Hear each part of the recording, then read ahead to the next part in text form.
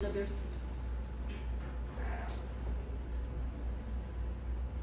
Senhor, estamos aqui reunidos neste ambiente de paz, nesta casa que nos acolhe e nos fortalece. Estamos aqui em busca de um conforto espiritual, em busca das verdades eternas.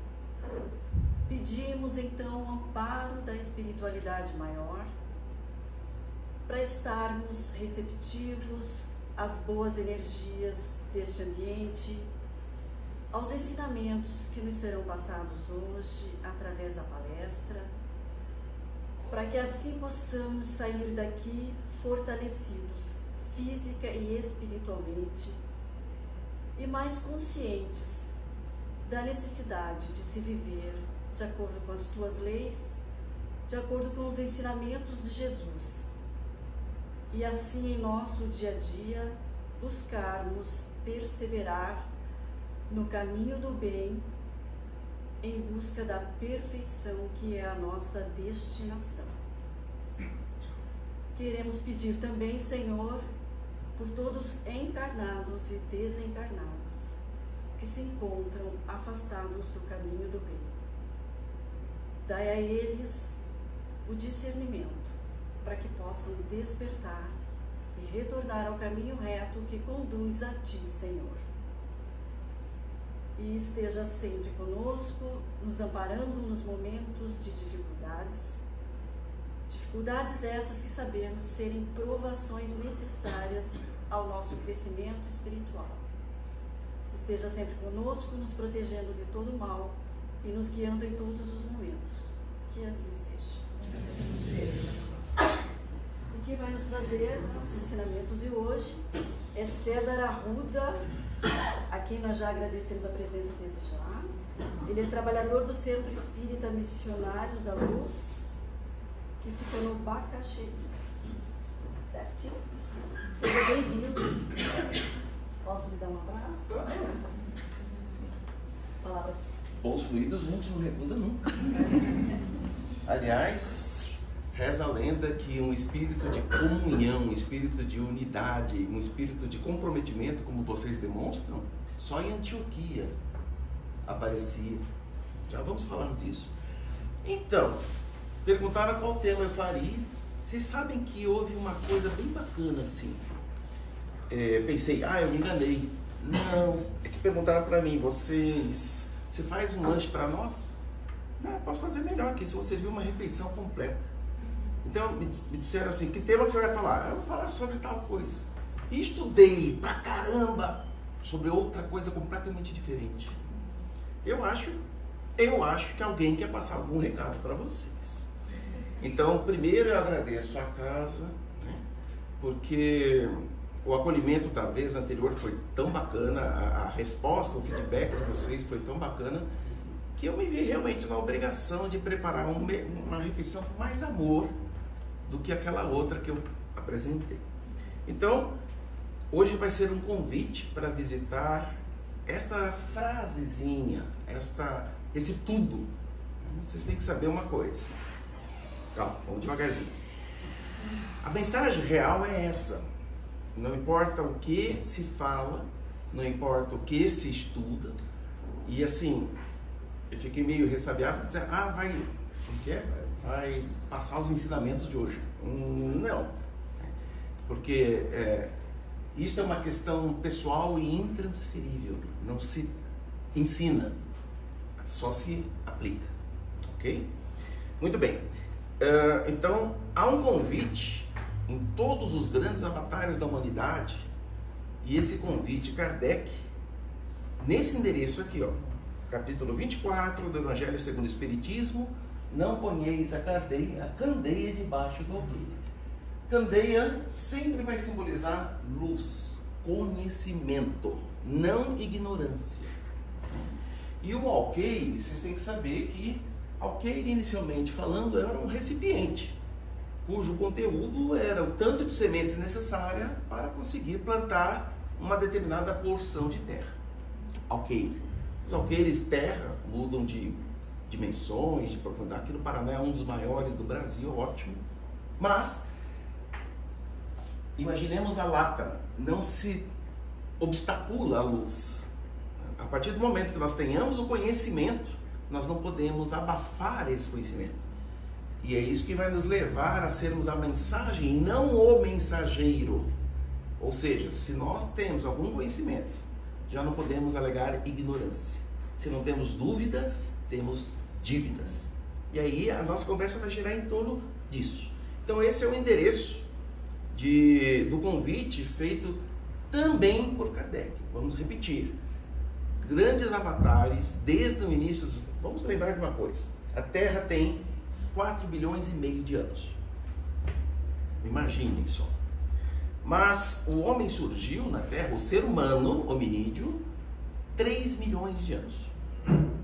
Veja, 4,5 bilhões de anos. E o ser humano, como nós o conhecemos, na sua protoforma, surgiu há 3 milhões de anos. Porém, as grandes civilizações, ou seja, o homem como nós conhecemos hoje, né, o Homo sapiens, 10 mil anos. E as primeiras religiões datam de 7 mil anos atrás. São 70 séculos antes de Cristo. E todas elas, brahmanismo, jainismo, judaísmo, islamismo, taoísmo, budismo, todas as grandes religiões do passado falavam de uma moral em relação comigo, em relação com a comunidade, em relação com o mundo. Falavam de sobrevivência de alma, falavam de um ser eterno, um ser etéreo. Falavam de Deus como um princípio inteligente de todas as coisas. Todas as grandes religiões orientais de 70 séculos antes do Cristo traziam a mesma mensagem. E os seus representantes, Buda, Rufi, Maomé, Moisés, né? Siddhartha Gautama, né, o Buda, todos falaram a mesma coisa, da moralidade que nós temos que ter por obrigação, junto comigo, junto com o outro e junto qual que é a minha parte para fortalecer a minha comunidade. A diferença, porém, é que Cristo fez uma mensagem igual, porém diferente. Vamos, que nem diz na receita, né? Reserve. Vamos trabalhar a fé nessas denominações, nesses conceitos. A fé enquanto crença, a fé enquanto doutrina, a fé enquanto responsabilidade, coragem, mensagem e ação. Então são 6 desdobramentos que nós vamos trabalhar juntos hoje. Eu estava dizendo que o Cristo trouxe uma mensagem diferente. Se ele falou a mesma coisa que todas as grandes religiões falaram, o que ele fez diferente?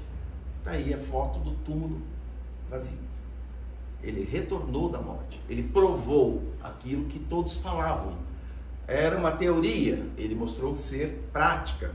Então, a partir daí, tudo muda. Tudo muda. Vamos para 500 anos antes de Cristo. Temos lá Pitágoras, Aristóteles, Platão, Sócrates. Todos falavam dessa moralidade para comigo, moralidade para com o outro e a sobrevivência da alma. Eles tinham outros nomes para isso, metempsicose, por exemplo. Mas todos falaram a mesma coisa. São chamados avatares. A parte mais legal disso é saber que todos eles, sem exceção, todos eles, eram prepostos do próprio Cristo. Todos eles estavam amando do Cristo. Olha que interessante. É como se no plano espiritual, antes que a Terra surgisse, eles fizessem uma reunião. Nós vamos mandar a mensagem do amor. Para que a gente entenda, já que amor a gente não sabe muito bem o que é, mas a água a gente sabe o que é. Então vamos simbolizar apenas o amor enquanto água, tá? Aí Jesus fala, vamos falar sobre água. Aí um pensa, água, chuva, vapor, rio, lago, mar, poça. Então são várias formas. Cada religião vai transmitir a mensagem do que é o amor e a nossa responsabilidade perante este amor de formas diferentes. Então todas as religiões são respeitáveis, todas são bem-vindas, todas dizem a mesma coisa de diferentes formas. E só conhece a verdade mesmo quem não estuda sobre todas, mas quem consegue apertar. Lembra a tecla SAP? Né, que era a tradução simultânea, enquanto a pessoa está falando num idioma, a gente está vendo a transcrição do nosso idioma. Ou seja, todas as religiões falam sobre o amor, apenas que cada uma traduz de uma forma que aquela pessoa específica entenda. Ok? Muito bem. Vamos começar com o próprio Cristo. Um doutor da lei, está lá escrito assim: e um fariseu, doutor da lei, para o tentar. E aqui eu aciono aquele mecanismo que vamos perdoar os nossos amigos fariseus, eles não são tão maus assim. O que acontece nessa fase é, um doutor da lei para o tentar? Não. Um doutor da lei, rico do conhecimento das leis hebraicas, reconhece no Cristo um rabi, um professor, um outro mestre das leis mosaicas. E ele não está tentando, provocando, ele está provocando mais no sentido de, qual é a tua opinião? Os estudos mostram isso, eu defendo isso, e você pensa o que sobre? Qual é a tua visão? Qual que era esse conhecimento?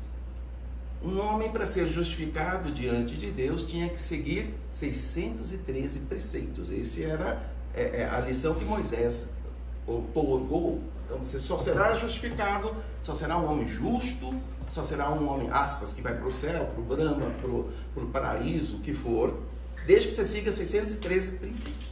Moisés colocou 10 mandamentos. E aí o doutor da lei está perguntando, qual é o mais importante, qual é o essencial? Qual é aquela lição desses 613 preceitos que, se eu esquecer os 612, eu tenho que lembrar pelo menos desse. Aí Jesus vem àquela resposta, né? Amarás ao Senhor teu Deus de toda a tua força, de toda a tua vontade, de todos os teus recursos. Esse é o primeiro mandamento. E aí o segundo, que é tão importante quanto, amarás ao outro como a si mesmo. Aí está todas as leis e todos os profetas. Está resumido. 613? 10 mandamentos? Só 2. Na verdade, só um. Amor. Ame. A única coisa que a gente tem que fazer enquanto estagiando nessa fase material. Então, aí está toda a lei e todos os profetas. Mas aí o fariseu, indo em busca de mais conhecimento, aprofundando esse conceito, ama o próximo como a ti mesmo, mas quem é o meu próximo? Aí vem a parábola do bom samaritano, e aí ele pergunta, quem foi o próximo daquele que foi vitimado pelo ladrão? Aquele que usou de compaixão. Se nós trocarmos a palavra próximo por uma palavra cristão, quem você acha que foi o cristão, né, daquele que foi vitimado pelo ladrão? Geralmente a gente faz essa pergunta, né? Mas quem é o meu próximo? É o meu familiar? É o meu círculo de amizades? É aquelas pessoas do mesmo centro, do mesmo time, do mesmo partido político? Quem é o meu próximo? A gente sempre pergunta isso, né? Mas o Cristo está perguntando assim, de quem você quer ser o próximo? Então, a quem você vai ser o próximo? Então, é uma pergunta um pouco mais ampla, né? Você está apto a ser o próximo de quem? Ou seja, o resumo dos mais altos fins da nossa existência estão em 3 letrinhas. Não são 613 preceitos, não são 10 leis morais, não são 10 leis mosaicas, os 10 mandamentos, mas são 3 letrinhas. Ame. Ah, mas eu nasci para ser chefe de família. Não, você nasceu para amar, através da ação no outro. Ah, eu nasci para ser presidente do mundo. Não, você nasceu para se aperfeiçoar e amar em direção ao outro. Ah, mas eu nasci para ser... Não, você nasceu para amar, ponto. O resto é perfumaria, o resto é um plus. Que bom que você virou presidente do mundo, mas ama, então cumpriu sua função. Não ama, vai ter que retornar até aprender a amar. Ok? Jesus tinha 3 tipos de discurso. Ele ensinava para a população, multidão, ele ensinava para os discípulos e ele ensinava para os apóstolos. São coisas diferentes, mas é a mesma coisa, porém filtrada de acordo com o conhecimento de cada um.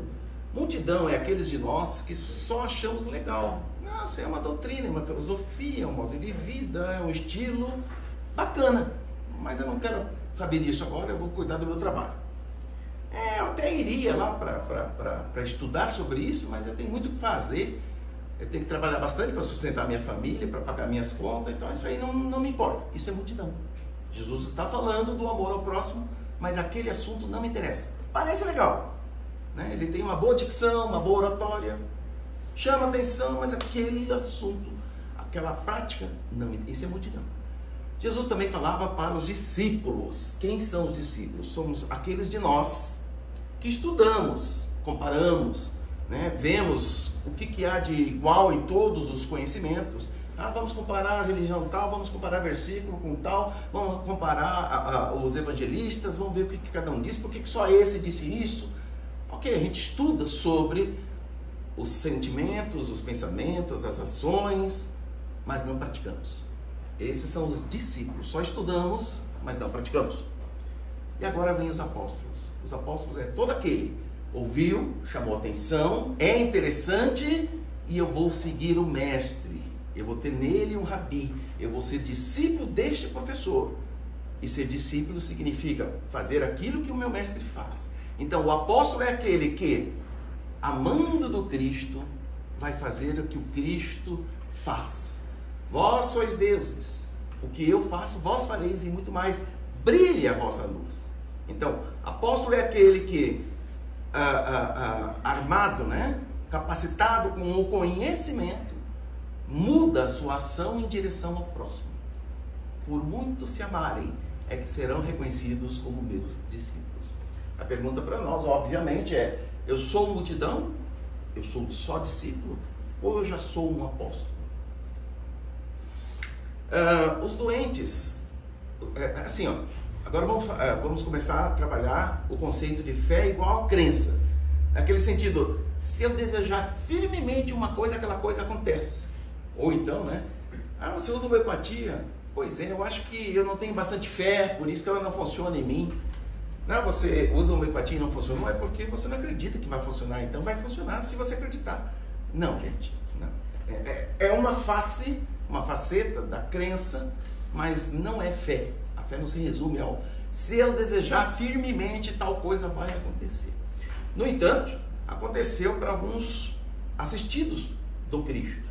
E se nós formos ver esses assistidos, eles se dividem em pelo menos 5 situações diferentes. Tem os doentes, tem os mortos, né? Tem os cegos, os paralíticos, os leprosos e os endemoniados, né?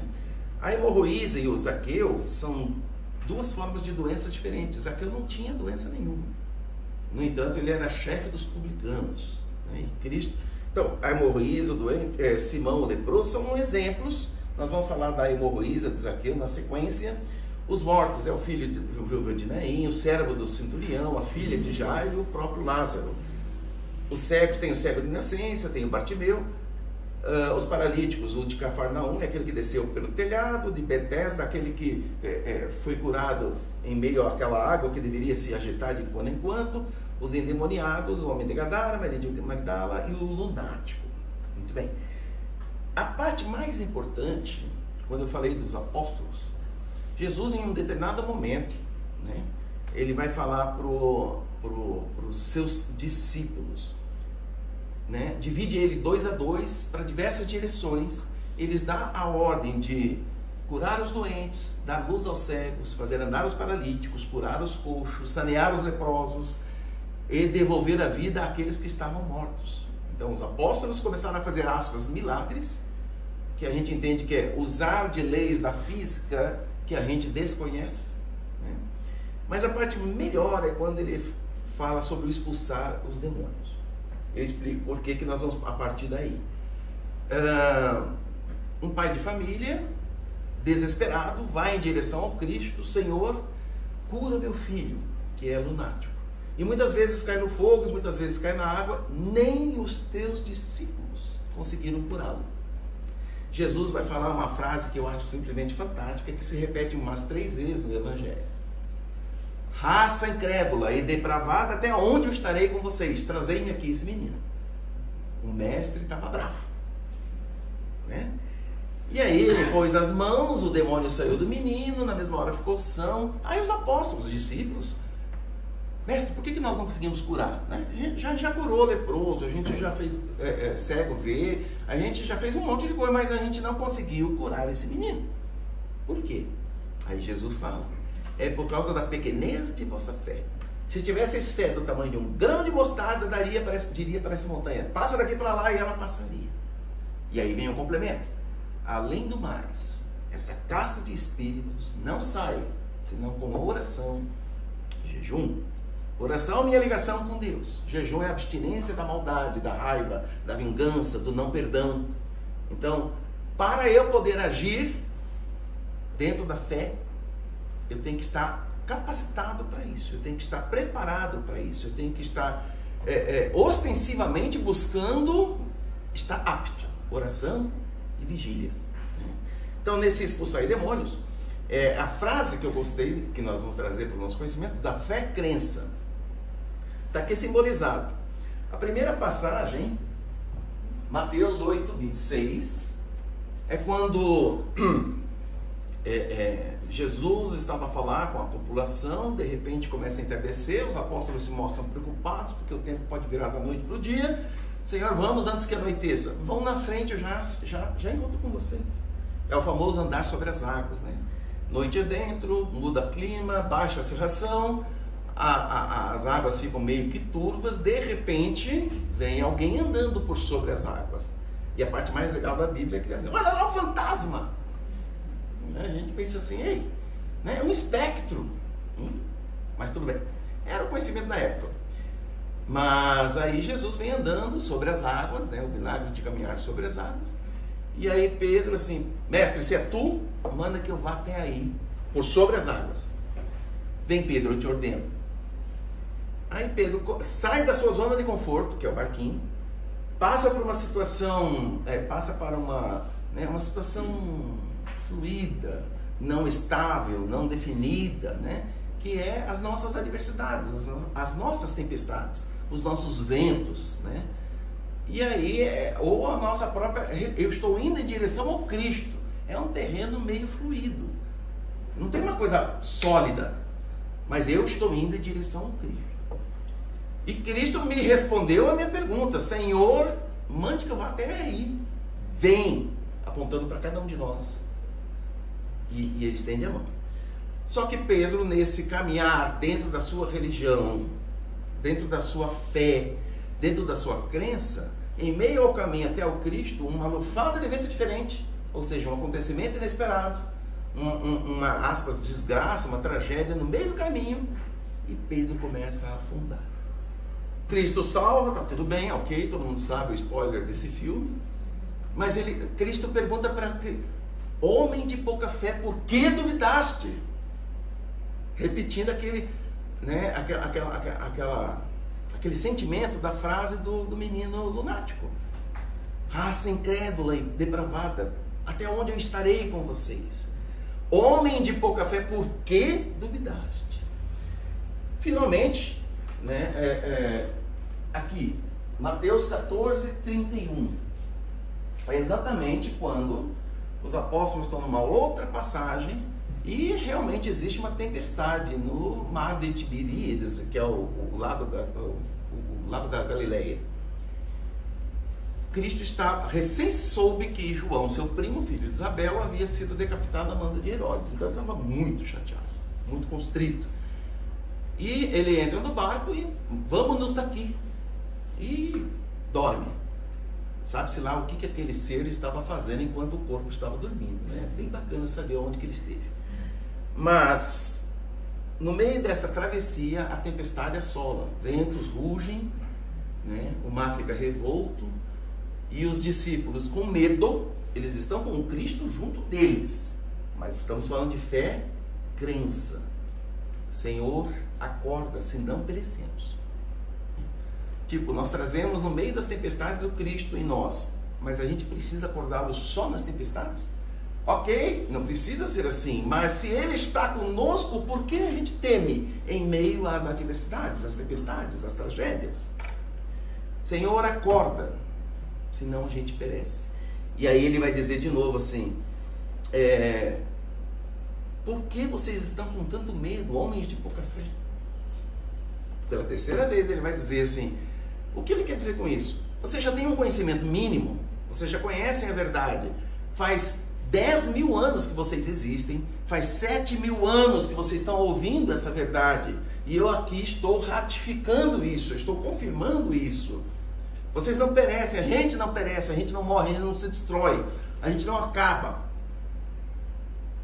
Quando eles pegam o menino, depois disso, ainda assim, João está descrevendo que, Senhor, eles pedem, aumente a nossa fé.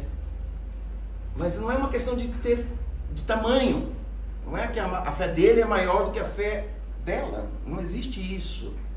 Não é no quanto você tem fé, mas é em quem você tem fé.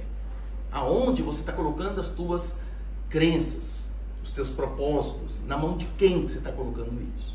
Então fica bem claro que se nós duvidarmos que Deus é possível de fazer qualquer coisa, nós haveremos de perecer. Então termina aqui a fé-crença. Vamos conversar sobre fé-doutrina. Quando ele encontra essa samaritana, ele pede água e ela fala assim, mas você judeu falando com uma mulher, se você soubesse quem é que está te pedindo água, você que pediria água, porque a água que eu darei a quem beber dela, né, a doutrina a quem eu alimentarei, se ele aceita essa doutrina, se ele absorve esses conhecimentos, nunca mais haverá de sentir sede, jorrará nele uma fonte viva. Como é que a gente sabe que isso é uma doutrina? Que tipo de água descedenta para sempre? Que tipo de água nos levanta a moral, nos retoma a motivação, nos faz crer num futuro radioso, apesar da sede imensa que nós temos, né?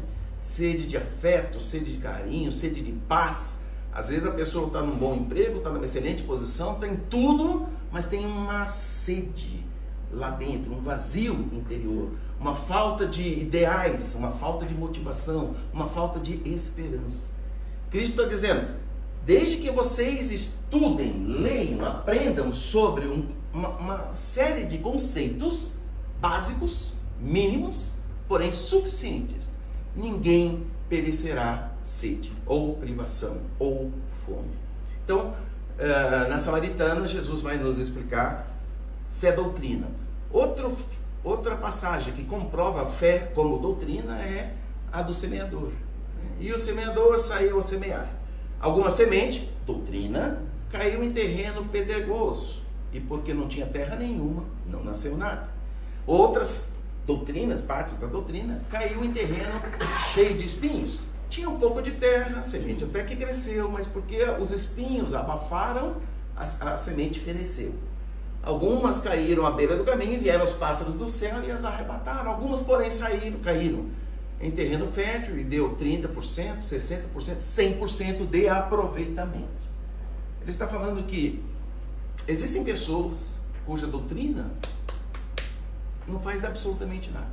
Existem pessoas cuja doutrina, ok, mas como eu tenho meus trabalhos, minhas preocupações, minhas finanças, minha família, aquela questão de seguir ao Cristo não vai para frente.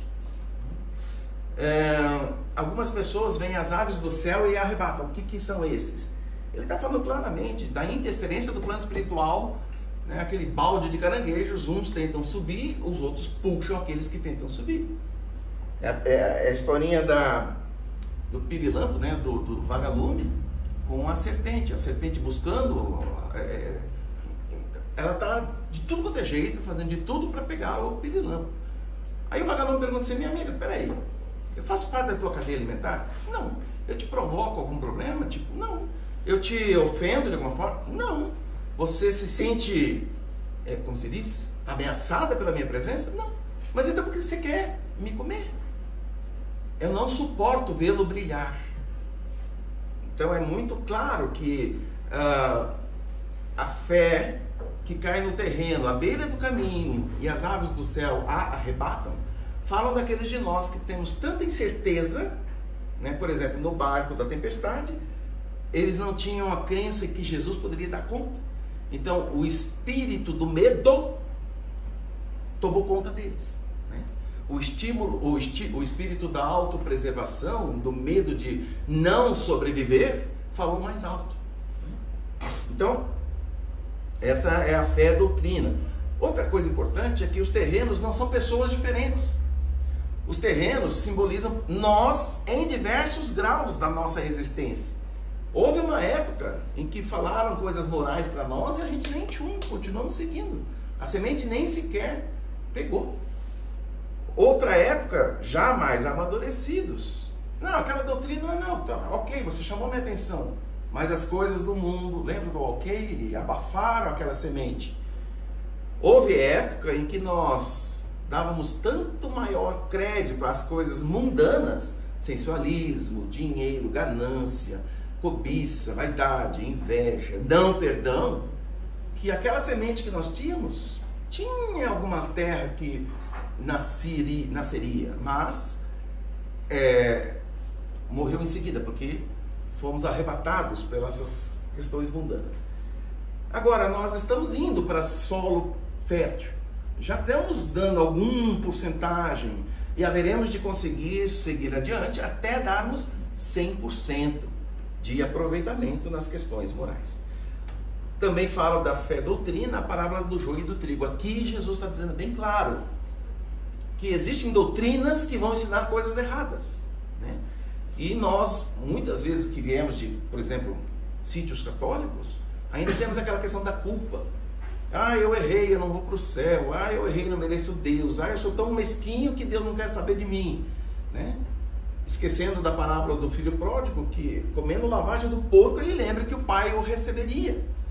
E o pai, ao vê-lo retornar, fazendo todo o caminho da volta, da reparação, ele recebe ele de braços abertos, mostrando claramente que não importa quão longe a gente vá, quanto erro a gente cause, quais as piores consequências das nossas más escolhas, ainda assim, basta fazer o caminho de retorno para a casa do Pai e seremos recebidos de braços abertos. Mas tem doutrinas que ensinam ao contrário.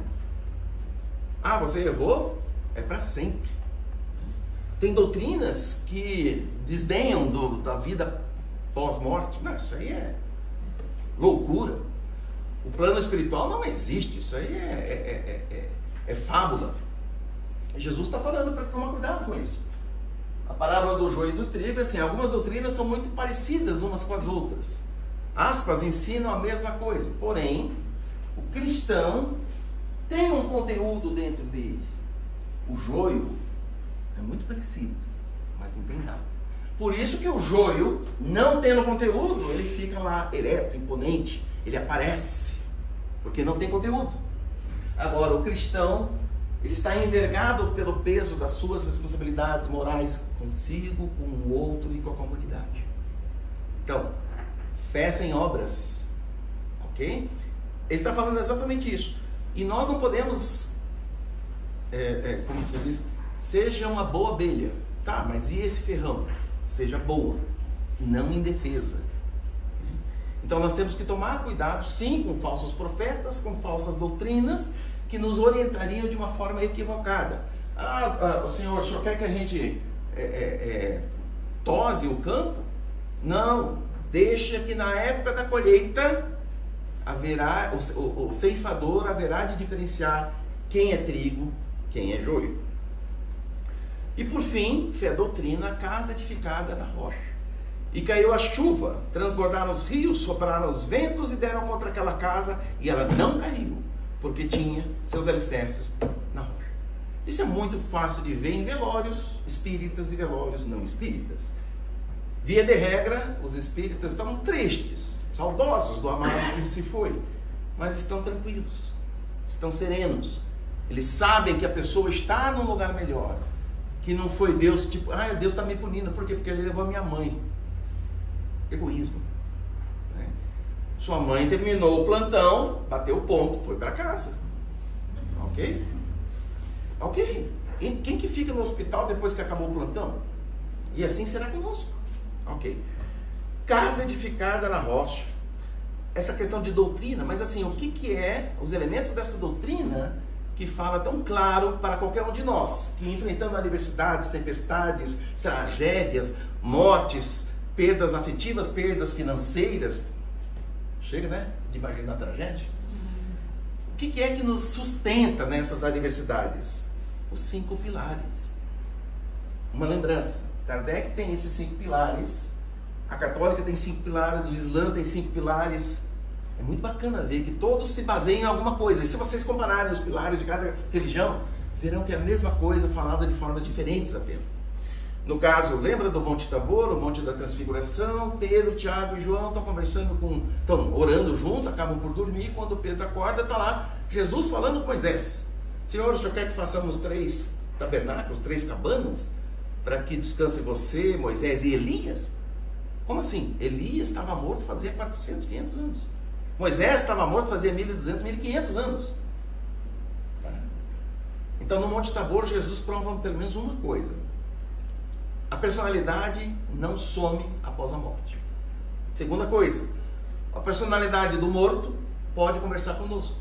Comunicação dos espíritos, sobrevivência da alma, né? Deus, Jesus, sempre primou por transformar a ideia de Deus general, que vai me liberar da opressão romana, para um Deus Pai, que me recebe de volta de braços abertos, fazendo festa quando me encontra. Então, Pai, Deus, sobrevivência do espírito, a reencarnação no próprio Monte Elias, quando ele termina a transfiguração, ele pergunta: o que vocês dizem que eu sou? O que estão dizendo por aí que eu sou? Um diz que é Jeremias, outro que é Elias. Não, Elias já veio, não souberam, não reconheceram e fizeram dele o que quiseram. Aí, diz na Bíblia, aí reconheceram que era de João Batista que ele falava. Então, a existência de Deus, a imortalidade da alma, pluralidade das existências, reencarnação, comunicabilidade dos espíritos, pluralidade dos mundos. Quando Jesus fala: há muitas moradas na casa de meu Pai, e eu vou antes vos preparar um lugar. Mas ele já tinha feito isso há 4 bilhões e meio de anos. Ele tinha vindo, lembra aqueles colonos que saem lá da Irlanda, vão para a América do Norte, recém-descoberta, 1492. Aí, geralmente o jovem, geralmente o homem, né? Porque tem mais força, pode enfrentar as adversidades. Ele vai, constrói a casinha, plana o terreno, constrói o seu comércio. Agora estou instalado. Agora eu mando buscar aqueles meus amados. A minha esposa, minha família, toda aparentada. Aqui também no Brasil tem muito disso. Um amigo meu morava no Nordeste. Foi bacana de ver ele chegando na rodoviária. Eu nunca vi tanta mala do retirante assim. Era mala, era lençol envolvendo panela, mas assim, acho que o ônibus, nem eu sabia explicar como é que coube tanta coisa naquele ônibus. Ele ficou lá por São Paulo, se estabeleceu, empregou, aí trouxe todos os 200 parentes que tinha no Nordeste. 200 é aleatório. Então assim, nós fazemos isso. Nós vamos antes preparar o lugar, para depois chamar a nossa parceira, o nosso parceiro, e habitar aquilo que antes era casa, transformando agora em um lar. Jesus fez isso há 4 bilhões e meio de anos, e agora ele está dizendo: e adiante, ok, a partir daqui eu vou adiante e vou vos preparar o lugar. Então, são 5 pilares. Agora nós vamos falar sobre mensagem, a fé como mensagem. Lembra que eu falei? Buda, Rufi, Maomé, Moisés, Pitágoras, Sócrates, Aristóteles, Platão, depois veio o Cristo, aí veio Paulo de Tarso, aí veio Irmã Dulce, depois veio a Madre Teresa de Calcutá, o Chiquinho Xavier. Todos eles falaram a mesma coisa, deram uma mensagem, né?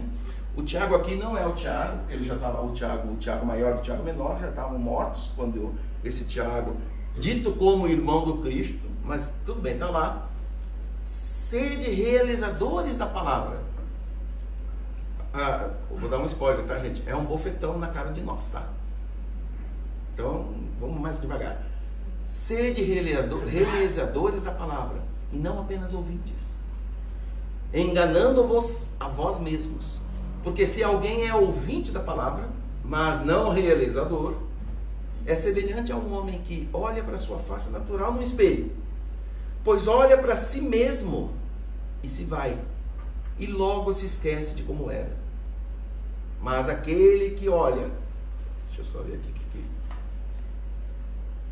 Mas aquele que olha atentamente para a lei perfeita, a lei da liberdade, e persevera, não sendo ouvinte esquecido, mas realizador da obra, este será bem-aventurado em sua prática. Está lá. Tiago, capítulo 1, versículos 22 a 25. É bem aquela historinha de Humberto de Campos, né?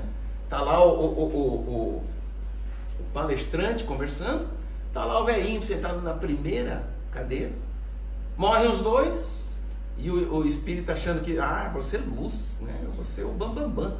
Está lá ele com a luzinha apagada. De repente, quem que o recebe? O velhinho da primeira cadeira. Mas como?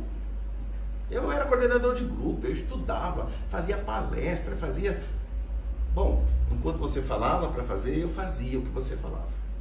Então, essa é a diferença. Tá? A mensagem é sempre essa. Agora vamos correr rapidinho, só para mostrar para vocês. Estamos em 563 a.C., tem Siddhartha Gautama, tem o Sócrates, o Aristóteles, só para verem as datas. 500, 300, 250, Confúcio. O Sócrates tem uma questão importante. A verdadeira sabedoria e virtude não podem ser ensinadas apenas através de palavras, mas através do exemplo e da ação. Já o Confúcio vai ser o autor daquela frase que todo mundo já ouviu na sua vida desde que entrou no Espiritismo. A palavra convence, o exemplo arrasta. É de Confúcio, só para vocês saberem. Vamos falar de Cristo, vamos falar de Paulo de Tarso, Francisco de Assis. Eu vou deixar esse para depois.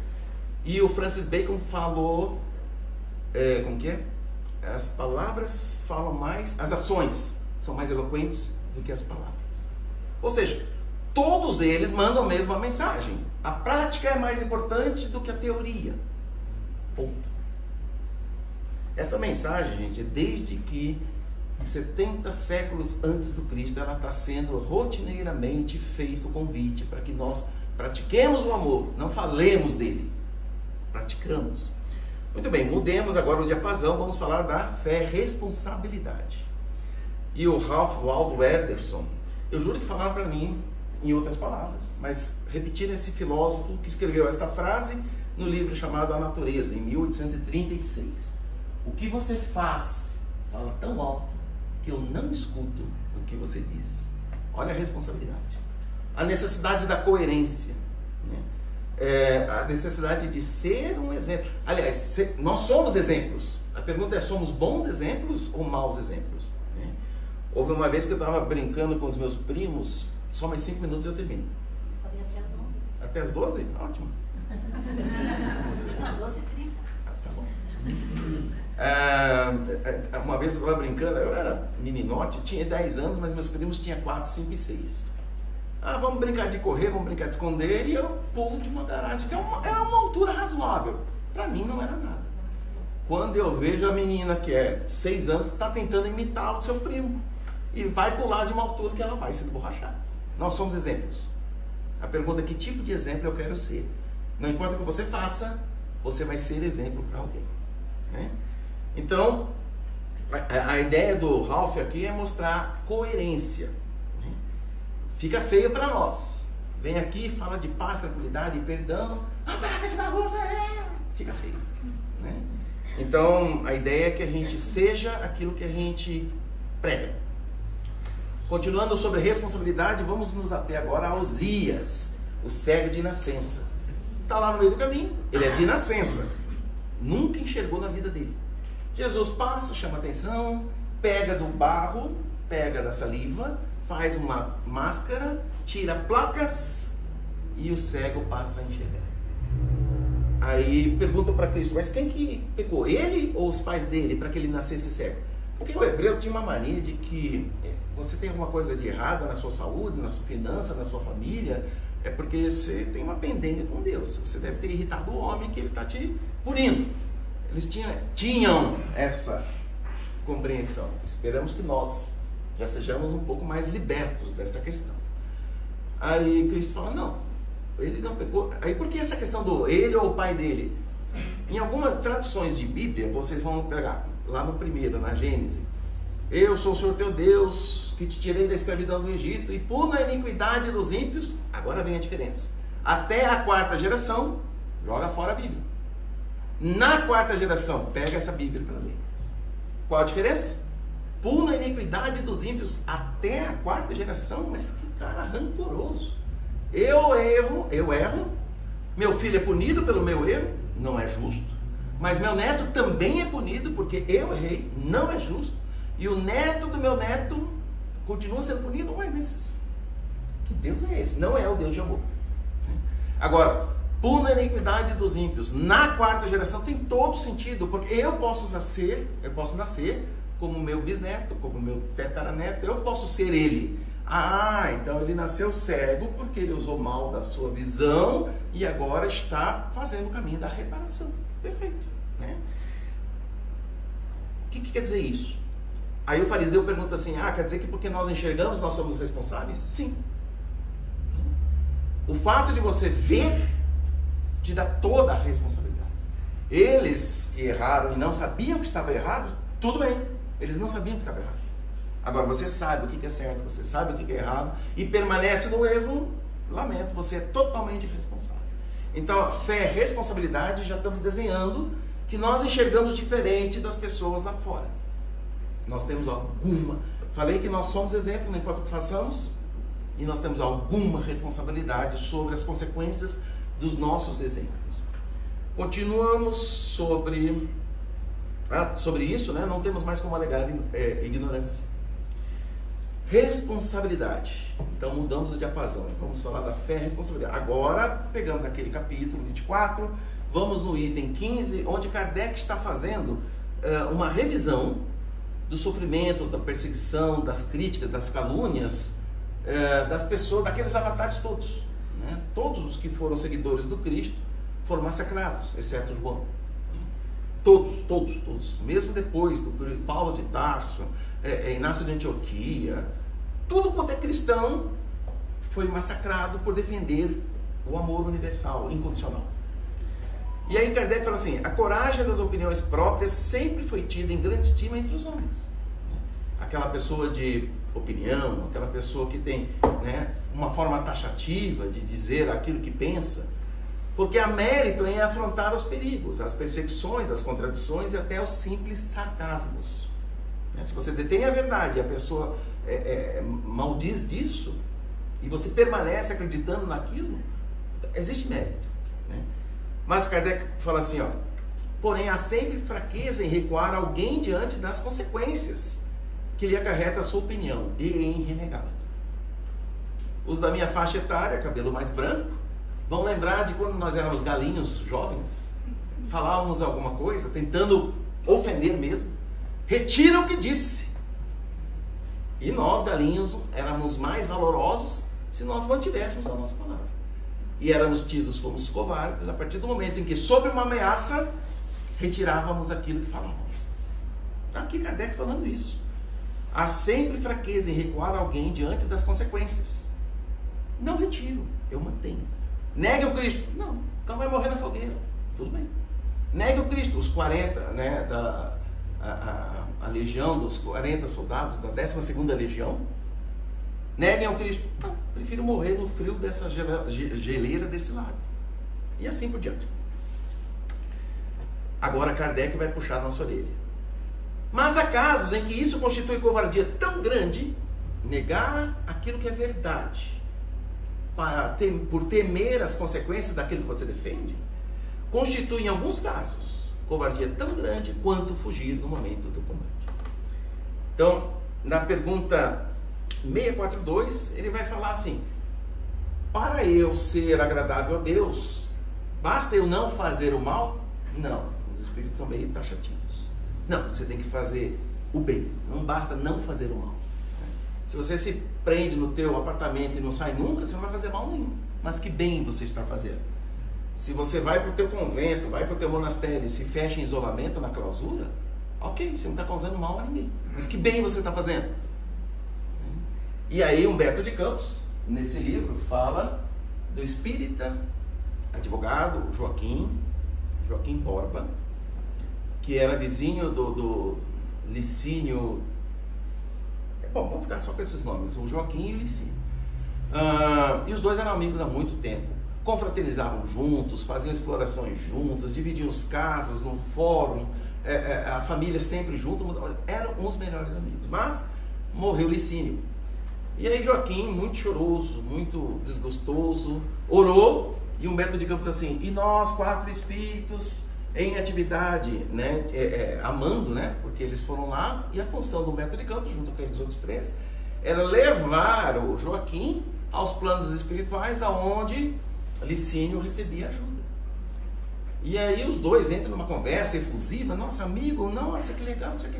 E aí Licínio começa a fazer algumas perguntas: você sabia que a morte não existe? Claro que eu sabia, eu sou espírita, estudo isso o tempo todo. Você sabia que a gente consegue continuar com as nossas ideias, mesmo depois de ter morto? Sim. Você sabia que os nossos amados voltam para nos orientar, estimular, instruir? Sim. Aí a cara de Licínio se transforma. Ele se endemoniza. Saia daqui, seu mistificador. Porque se Joaquim soubesse disso, ele jamais teria feito eu perder meu tempo, ou tamanho sofrimento me acometeu depois que eu passei as fronteiras da morte, que ele, meu amigo, não teria permitido que eu sofresse em vão. Saia daqui. E aí o Joaquim, desdobrado do sono, junto ao espírito de Licínio, meu amigo, acalma, não é assim. E ele começa a vociferar, maldizer, e ele se transforma, a ponto de o Joaquim não dá conta de contê-lo. Aí os amigos da espiritualidade, junto com Humberto de Campos, olha, meu amigo, vamos retirar. Não, mas vamos até que a paz se restabeleça. E saem com Licínio gritando atrás. Ou seja, eu conheço uma verdade: a sobrevivência da alma, a sobrevivência do espírito, a comunicabilidade dos meus amados que já partiram. E a pessoa do meu lado, entendo dessa luz, dessa candeia, eu vou abafar essa verdade para que ele sofra, só porque eu não quero comprometer a crença dele. É isso que Humberto de Campos está nos alertando. Finalmente, fé e coragem, indo para o final. Inácio de Antioquia, lembra que eu falei que vocês parecem muito Antioquia? Vocês não lembram quando vocês estavam lá? Nós estamos no ano de 107 depois do Cristo, né? Pedro foi o primeiro, aspas, bispo, né? Porque é a visão do católico. Pedro foi o primeiro dirigente espiritual daquela comunidade. E lá era tão famoso, tão bacana, a congregação era tão unida, que tinha fenômenos de cura, milagres, vozes diretas, mediunidade, assim, a rodo. E aí, para vocês terem ideia, era a capital da província romana, Síria. Terceira cidade do Império, depois perderam apenas para Roma e Alexandria. E aí o romano tem uma mania esquisita, né? Ganhamos uma guerra, vamos sacrificar cristãos. Aí Trajano ganhou contra os dácios, vamos sacrificar cristãos. Quem que está sobressaindo? Quem que está saliente aí? Agora é Inácio, né? É o terceiro chefe da casa de Antioquia. E lá está todo mundo, por mais que você massacre, eles até agradecem. Ah não, vamos matar esse líder, para ver se eles não voltam ao paganismo romano, né? Antioquia é famosa por duas outras coisas. Paulo de Tarso, depois que ele saiu de Damasco, até se recuperar 3 anos no deserto, o seu primeiro discurso cristão foi em Antioquia. E os cristãos, sugestão de Lucas, que andava com Paulo de Tarso, deixaram de chamar os homens do caminho e passaram a ser chamados cristãos em Antioquia. Viu? Como vocês são importantes. Então, mas Inácio de Antioquia era assim: já que os dácios perderam e os romanos estão a fim de massacrar, ok, vou tranquilo para Roma. E ele escreve assim: meus amigos, não tentem me salvar, não me tirem esse prêmio. Finalmente eu vou morrer em nome do Cristo, como todos os outros que me antecederam. Só que lançadas as primeiras vezes, as primeiras feras, elas comeram todos, menos ele. Lançada pela segunda vez, comeram todos, menos ele. Aí ele chora: Senhor, eu não sou digno de morrer por ti. Não, Inácio, de você eu quero alguma coisa a mais.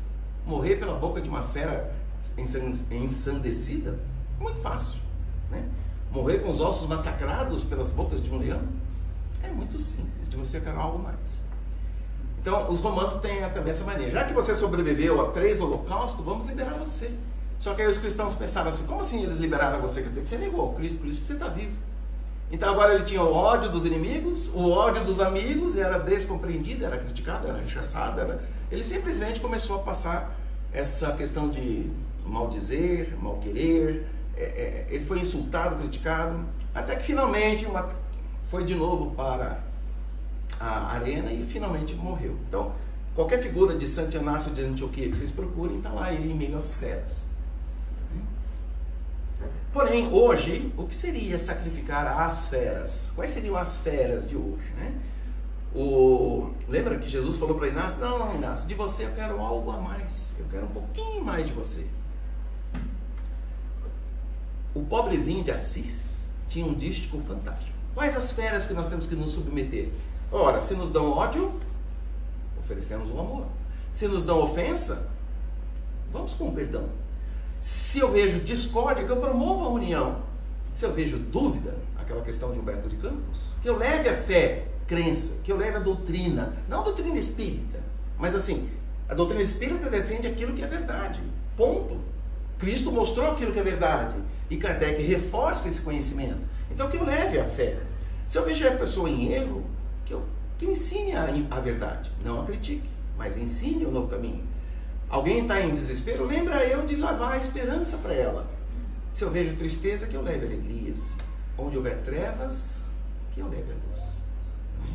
E eu falei daqueles vários avatares que o Francisco de Assis ia ser a cerejinha do bolo. Ele tem uma frase assim: divulgue o Evangelho. Se necessário, use palavras. Então é isso que nós queremos dizer com sermos a mensagem e não o mensageiro. Vamos orar?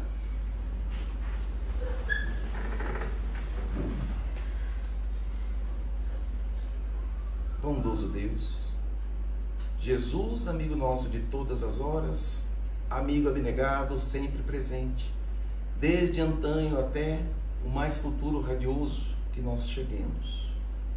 Agradecemos, Senhor, e aos teus prepostos, espíritos que iluminam esta casa, tarefeiros outros da espiritualidade que aqui vêm no sentido socorrista, de acolher as almas em sofrimento, encarnadas ou desencarnadas, ou aquelas outras que apenas buscam instrução, capacitação, armamento para o confronto das adversidades, da forma como Tu nos ensina. Somos a Ti gratos, Senhor, por podermos produzir o melhor dos nossos sentimentos. Reserva, pois, a melhor parte deles e leva aonde eles sejam necessários.